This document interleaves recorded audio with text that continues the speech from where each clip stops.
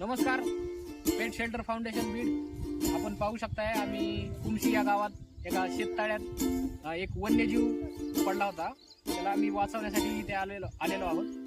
आम्ही त्याला 2 दिवसापासून तो निघण्याचा प्रयत्न करतोय, पण त्याला निघता येत नाही. आम्ही आता आमची रेस्क्यू टीम इथे आलेली आहे. आम्ही आता त्याला एकदम व्यवस्थितपणे काढण्याचा प्रयत्न करणार आहोत. तो कोल्हा आहे आणि खूप घाबरलेला आहे. आम्ही त्याला एकदम सुखरूप काढून त्याला निसर्गाच्या सानिध्यात सोडणार आहोत. तिथे काही अडचण आली तर आमच्याशी संपर्क साधा.